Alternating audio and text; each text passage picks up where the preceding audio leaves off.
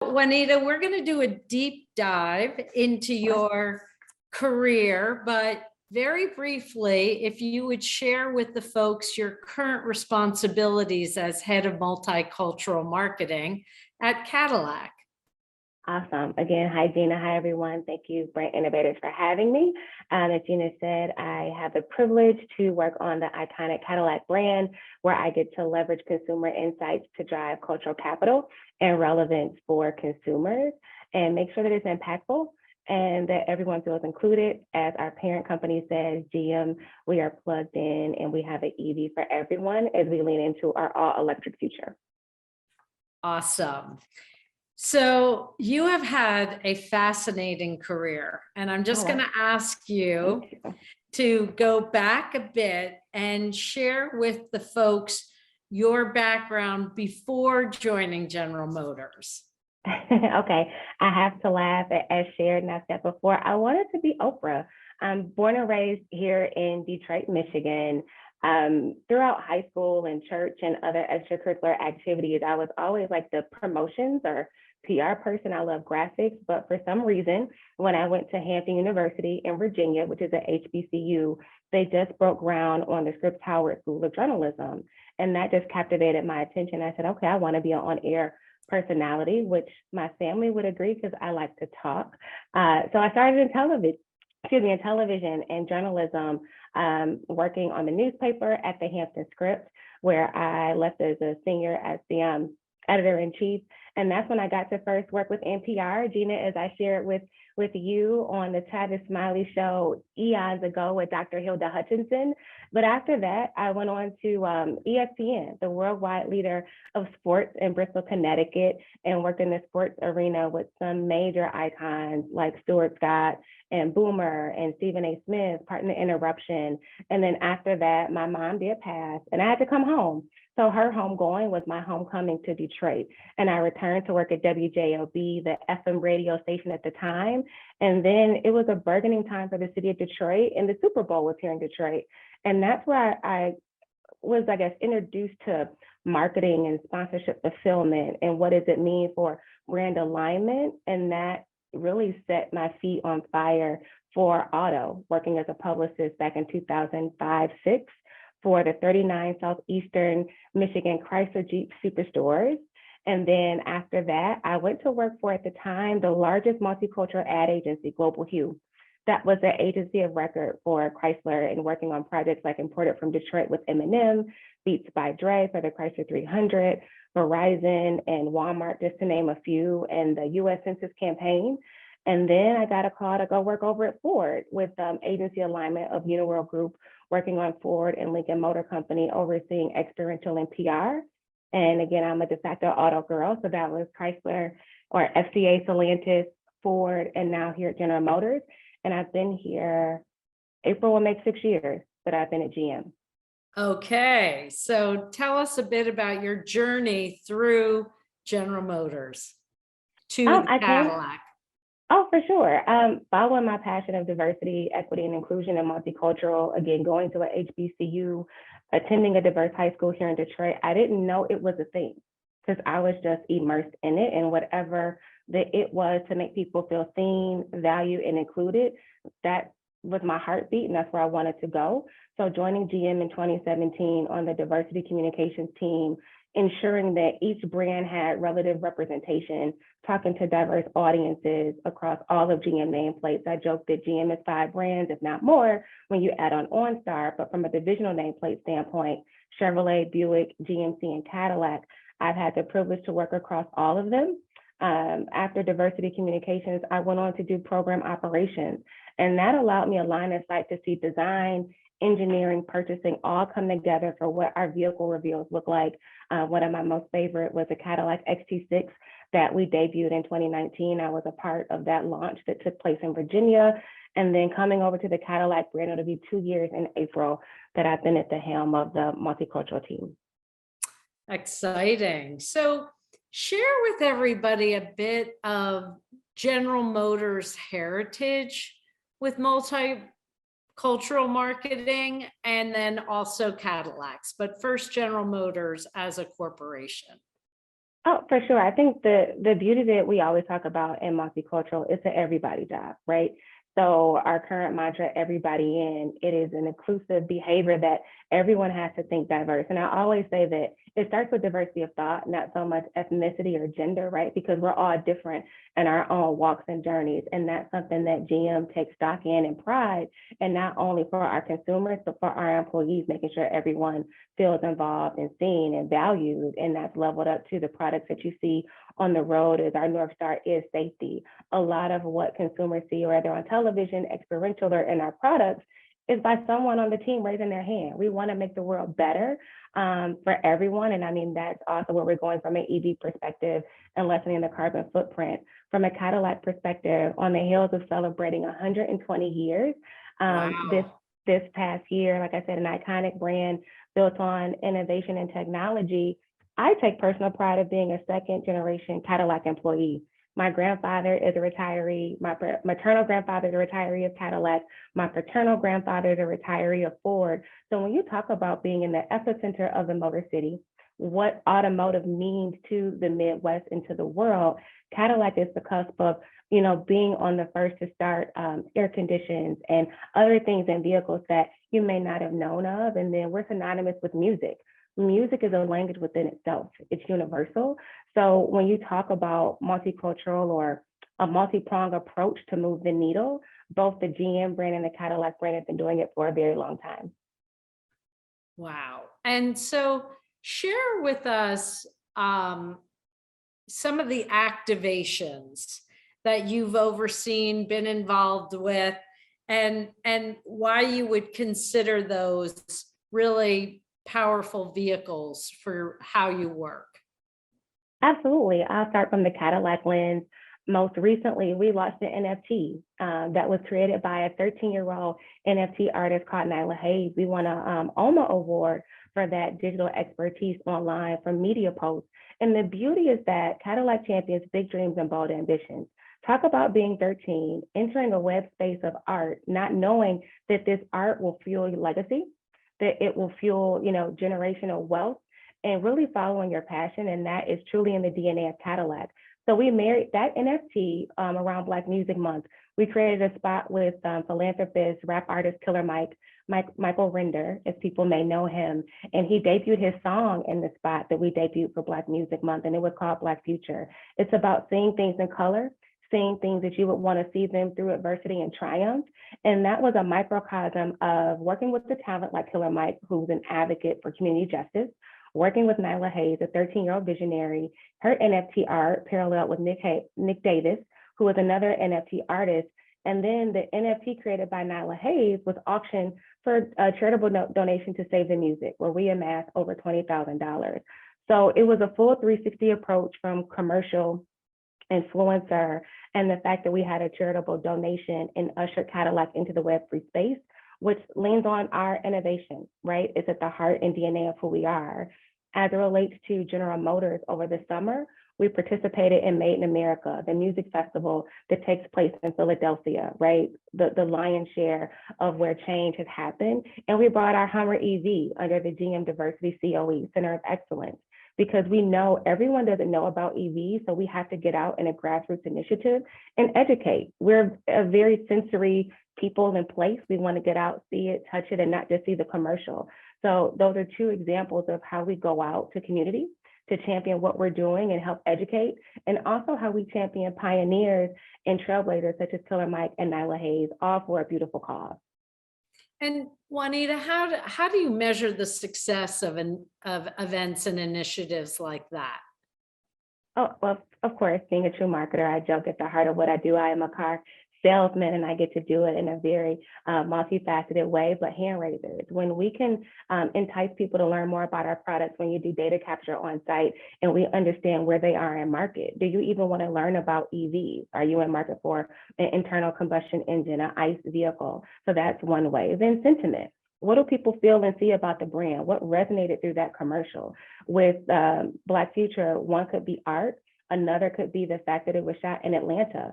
Killer Mike is a hometown person, like many of us are. So did that resonate because you saw yourself in that spot? You saw when you pick up your own vehicle and you drive around your neighborhood with your friends or family, and then naturally conversion and sales. We want consumers to know that we have a product for you under the GM halo, under our divisional brands, or from a luxury standpoint with Cadillac, whether that's a CT5 sedan, all the way up to our Escalade V that was featured in Killer Mike's spot, as we debut things. When you think about full-size luxury SUVs, we want you to think about Cadillac, and that's what our spots, experiential, and things of that nature do. And shameless plug, Cadillac.com/audacity.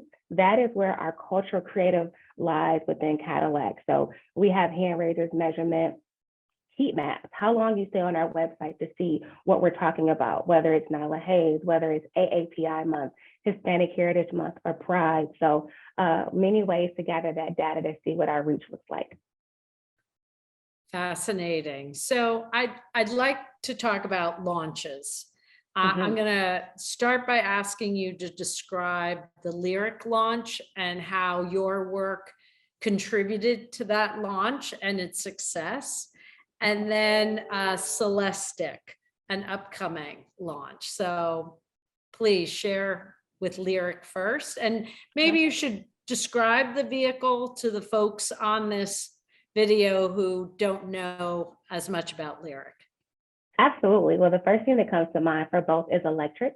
Starting with Lyric, it is Cadillac's first entry into electrification. It is our crossover electric vehicle that we have in market. From a multicultural standpoint, we've done work in the African American and Asian and Hispanic consumer audiences on that vehicle. Most recently, it's almost a year now, last March for Women's History Month, we debuted our Lyric spot with Goyo, a Grammy-winning artist that is a part of a group, and we went to Miami to film it because people want to see you are where the talent is, and we filmed that in language and in English, and then we carried that throughput from Women's History Month all the way to Hispanic Heritage Month, and now leveraging our relationship with NGL and Hispanicize to do sound sessions. I think the beauty about Lyric is that it naturally lends itself to music, but it's also a feeling when you drive an electric car, what you're doing for your community and for the earth. And Goyo had a chance to talk about that on set, and people had a chance to learn more about the exterior and interior of the vehicle. From the Celestic launch that happened, my personal favorite headline that happened the day after, I want to say it debuted Q4, it said, Cadillac Celestic outrolled the Rolls Royce. Cadillac is the standard of luxury, and we demonstrated that with our second entry point into electrification with our all luxurious Celestic. The fact that you can customize every element of the vehicle, we debuted that in LA with Michael Simcoe, Cadillac lead designer, as well as Lenny Kravitz, to talk about the craftsmanship that went into the vehicle and what Cadillac stands for. So whenever you see or get into a Cadillac vehicle, the lights, front and tail light, are very distinctive as much as our grille. And we know Cadillac is synonymous with luxury and success. What other brand is an adjective for the way you feel or the type of Cadillac experience you're going to have? So those two vehicles really set that foundation or reset that foundation in launching our EV future.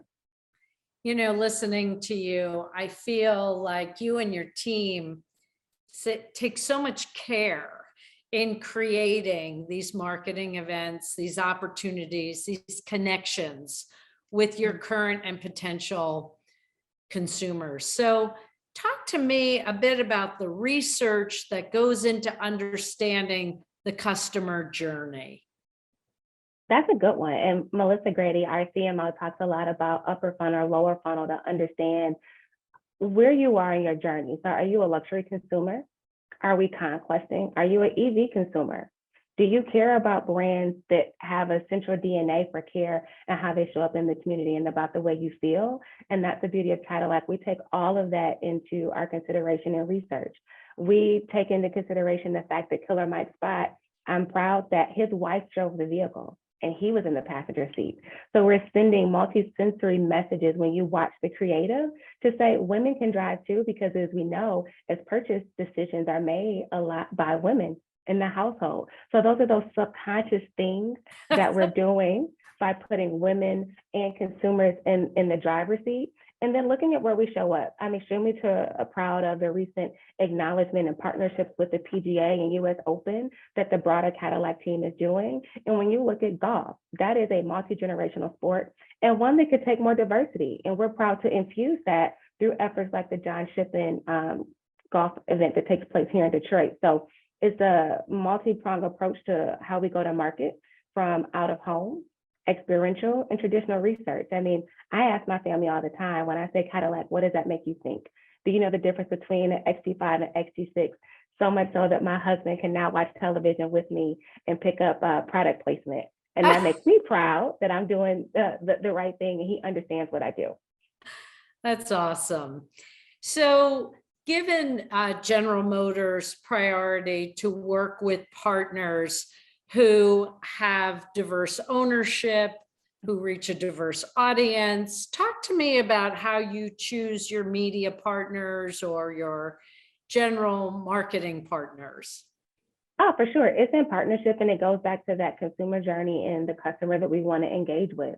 So from a multicultural standpoint, let's look at Revolt. Working directly with the CEO over there, Tavio Samuel, and Diddy, right, one of the co-owners of Revolt, understanding that we want to double down in the AA space. We want to go where consumers are, and they have very progressive programming about investing, about travel and leisure. And from a luxury brand standpoint, that aligns with the Cadillac brand.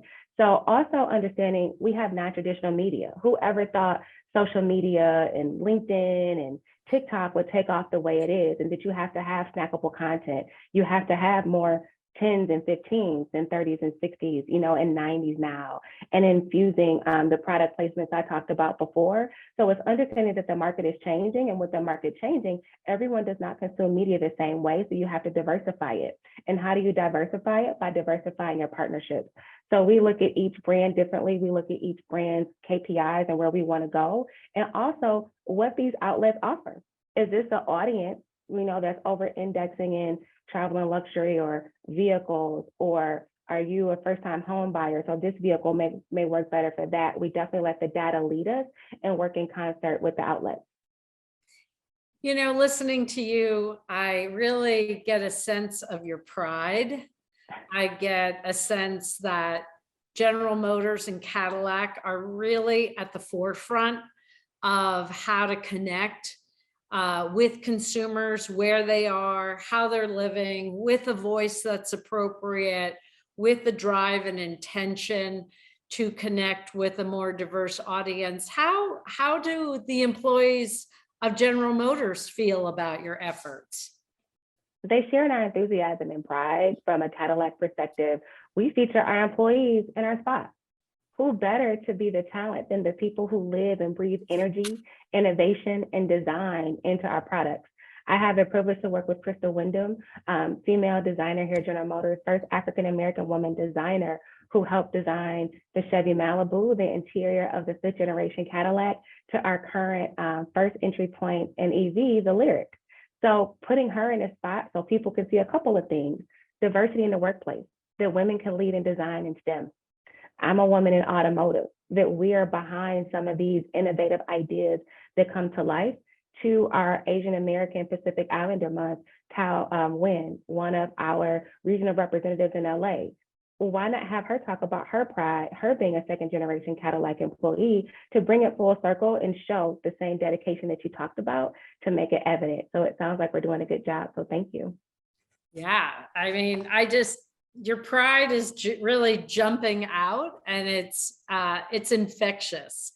So talk to me about the culture at General Motors and Cadillac, how it may have evolved over the years. I mean, you may not have been there years ago, but your family has been, so you have a sense. Well, absolutely. I mean, let's just take a step and see the fact that we have a female CEO by the name of, you know, Mary Barra, who is a trailblazer in automotive. Let's talk about the workforce that we have within our ERGs, that we truly listen to the GM Plus ERG for our LGBTQ plus collective within General Motors, that we embrace our pronouns, that we embrace this work differently, right? Work appropriate lifestyle that we're in on the heels of a pandemic. We can talk about from an HR lens, some of the things that we've changed for health and wellness and the whole, human being. I like to say I'm a human being and not a human doing. And I have a company that sees that and believes in that and affords me wellness, not just traditional health and wellness, but days of respite from meditation, encouraging me to go walk. I mean, these are things that were probably never thought of, right? To take a mental health or wellness day, to how we celebrate this recent holiday for Dr. King, that it's a day on, not a day off, that we support, marches, or we did over the holiday a food bank workshop or give back to collect food. So it's something that our words are matching our deeds and vice versa. And it's something that we definitely take pride in, even down to GM Cares, which is our, philanthropic internal arm of GM and how we give back to the community. So if I have two parts to this question. The first part is, what advice would you give to brand marketers who are newer to multicultural marketing than GM and Cadillac? And then I'll talk to you about, advice to folks wanting to get into it. But what are the successful ingredients for even well-established brands who are new to this? I'll dovetail on what you just said about the ingredients. It's an inside job. You have to make sure that the ingredient is in it, not on top, right? If you're seasoning something, you want to put it in when you're mixing up all the ingredients, not an afterthought or the cherry on top. So I like to champion that diversity, DE&I, unconscious bias training. It's an everyone job. We all come with our own biases from our own lived experiences and walks of life. So you have to remain open. You have to learn. You have to continuously stretch that muscle. You have to get comfortable being uncomfortable and having respectful conversations and, open and warm settings. I think the more people collectively work on it, the better you'll be. It's not a one person or one department job. And that's where you'll see the success when everyone works together. So you worked on the agency side and then moved to the brand side. What advice would you give to anybody, not necessarily younger aspiring marketers? What advice would you give to somebody wanting to do multicultural marketing, either at an agency or at a brand?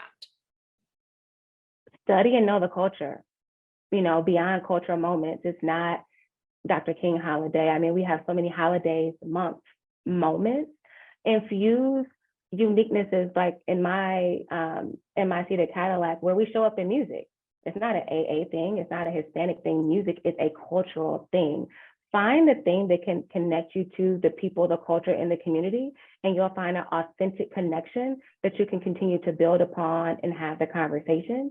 From the agency to brand side, get comfortable understanding, knowing, or doing all facets. I think the biggest thing I learned early in my career is not just one person's job. Understand how that role, that person impacts the work that you do. Because sometimes timelines, deadlines, they come, and if you know a little bit about something, you can help move the needle in the engine forward, and you'll be better for it because you'll be a multifaceted wealth of, knowledge. I would say when I was on the PR side of things, I defined PR as being pretty resourceful. No was not an answer. And back then I didn't have Google. I didn't have Cision and some of the other engines that we have now.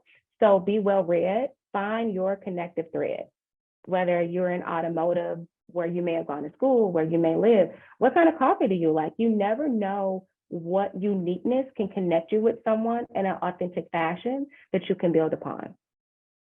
So given who you are, given your pride, given your expertise, given your role, how do you help recruit talent to General Motors?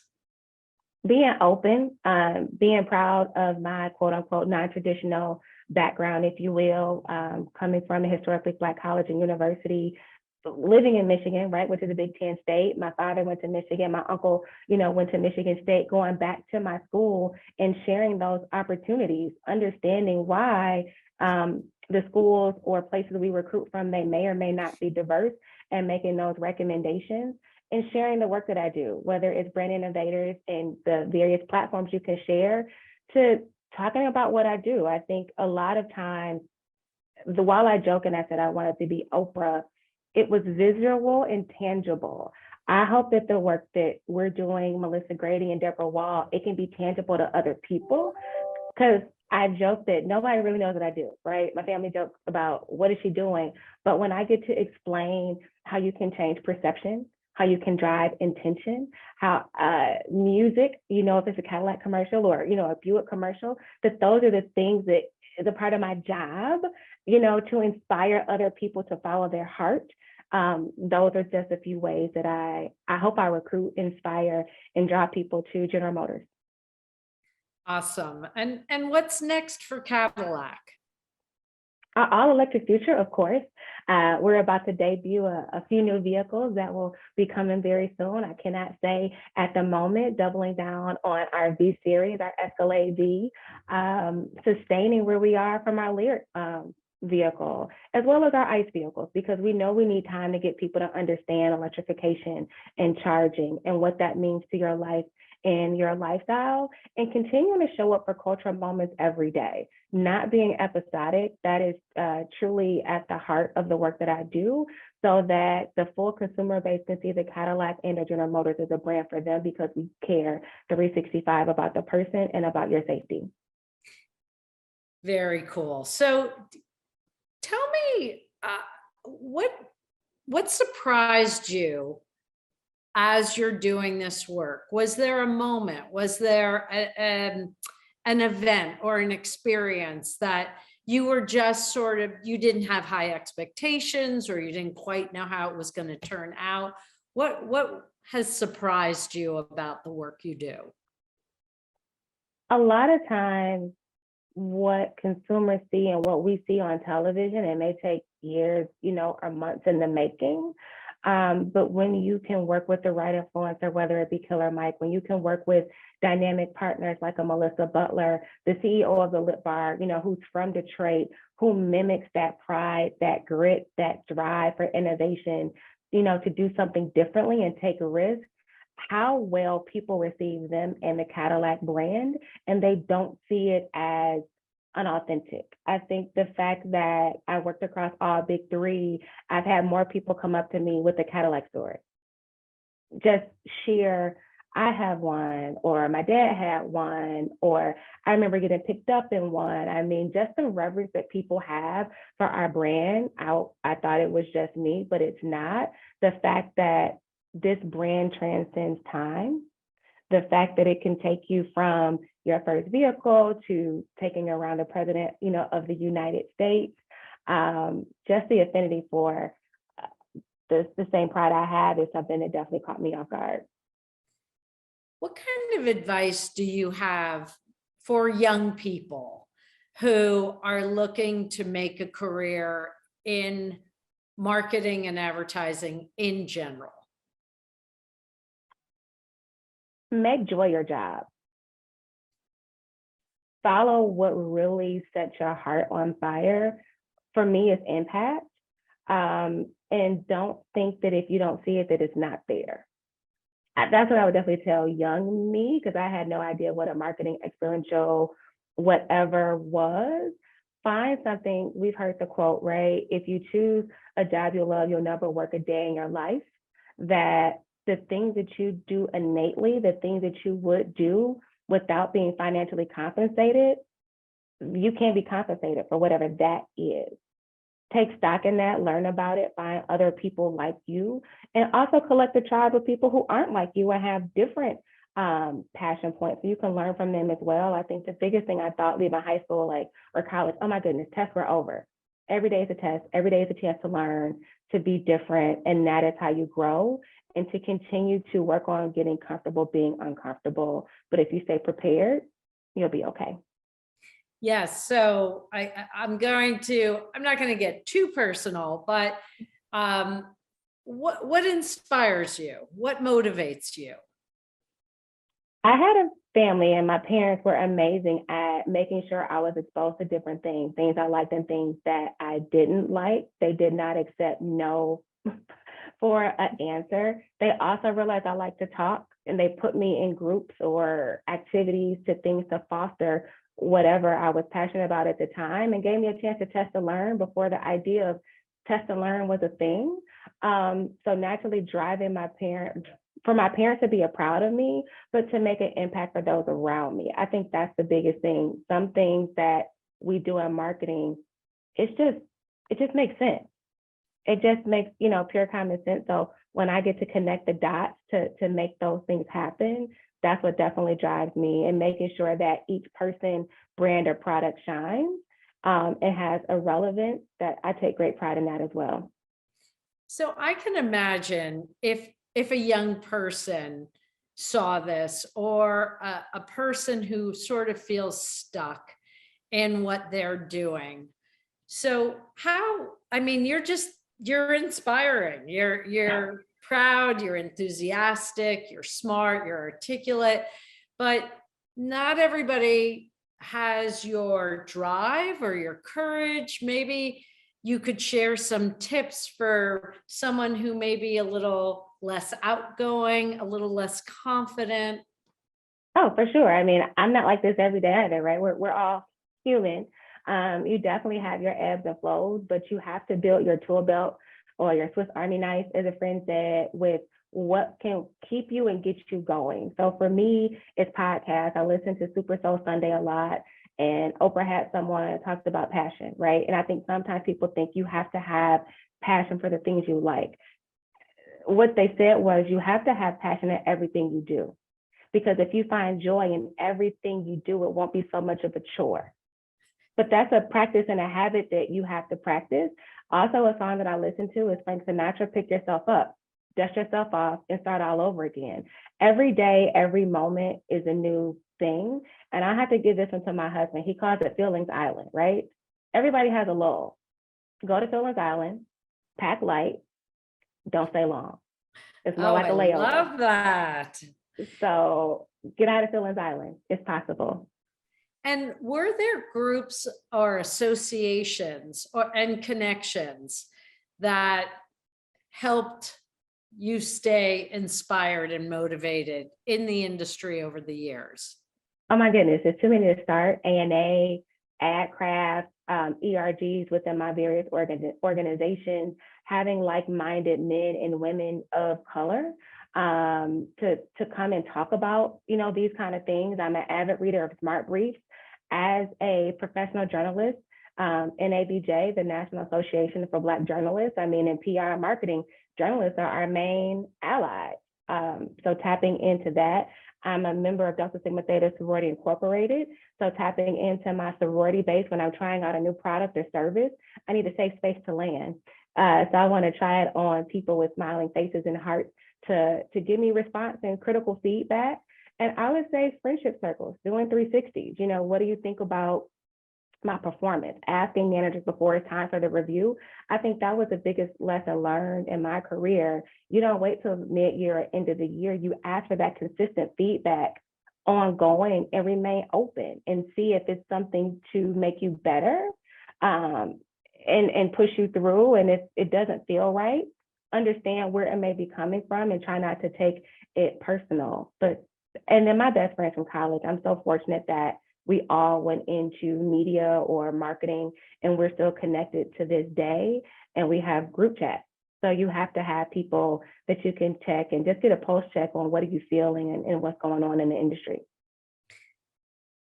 At NPR, we are committed to having a younger, more diverse workforce. 40% of NPR's employees are people of color, and it's a higher statistic in management. Our on-air talent is diverse, the voices, the people we interview.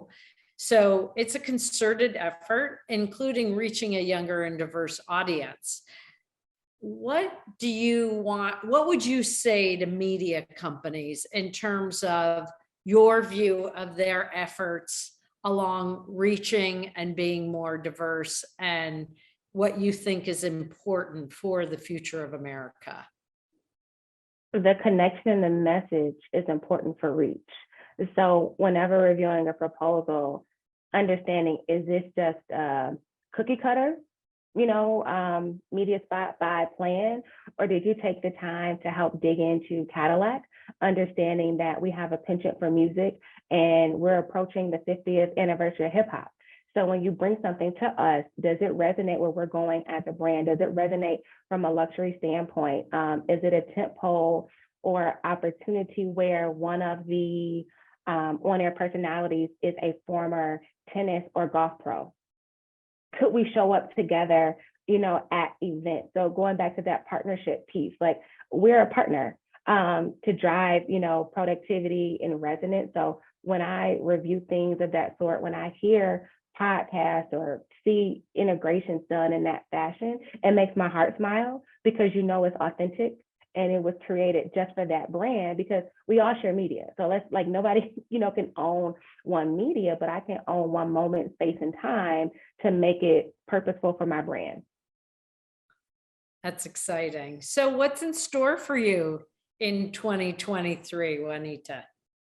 Getting back into the workforce as, we transition to in-office meetings. I'm in office right now. Also, growing that reach that I talked to you about. What other moments do we need to lean into, whether it's music? You have all the red carpet events coming back up. And now the footprint for experiential looks different. Everyone has sensitivities on the heels of COVID. So how are we thoughtful about our approach?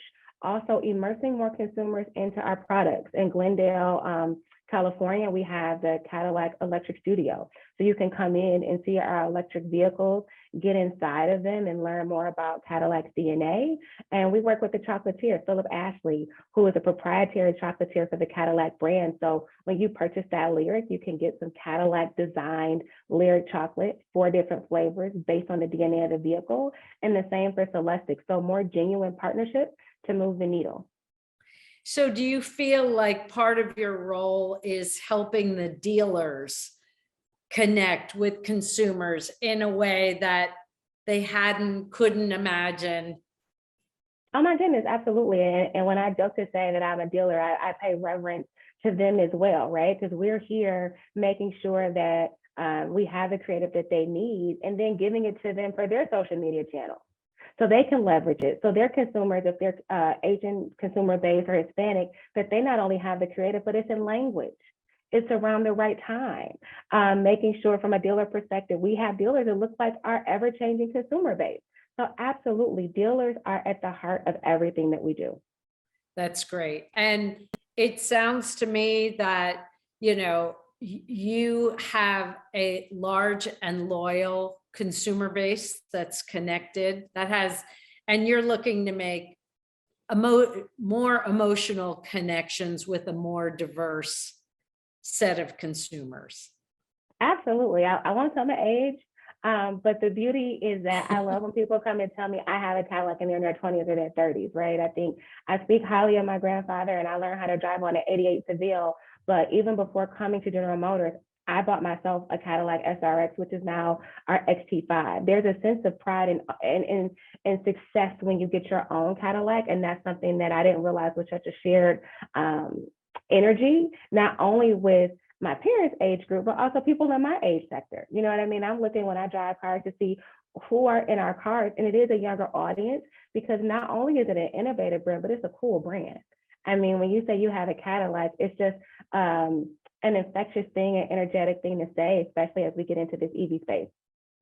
So Cadillac owners probably have a lot of pride and identify as being a Cadillac owner. When you layer on EV, does that go up a notch or two? Absolutely. I think that consumers want to see where automakers such as General Motors and Cadillac have been in the game for a long time, built on safety, and now they're adding various EVs to their portfolio. So it's based on sound, safe design and innovation, and you can continue your journey in any of our products, but I really hope it's a lyric. Ah, yes. So I'm very excited. You can't give us any more hints about the new launch? No, not yet, but it's coming. I would say stay engaged. A lot of the information we have will be on Cadillac.com. Culturally speaking, it's on Cadillac.com /Audacity. But we have a lot of beautiful vehicles. And as Rory Harvey says, our lineup is so fresh, so distinctive with our lights. You will not be disappointed. I won't be. And you are an amazing, inspiring executive, Juanita. Thank you so much for chatting with me and sharing your wisdom with everybody who's able to see this video. So thank you. Oh my goodness, Gina, thank you. It was amazing talking to you. And again, thank you to Brand Innovators for always reaching out and to include myself and the Cadillac brand.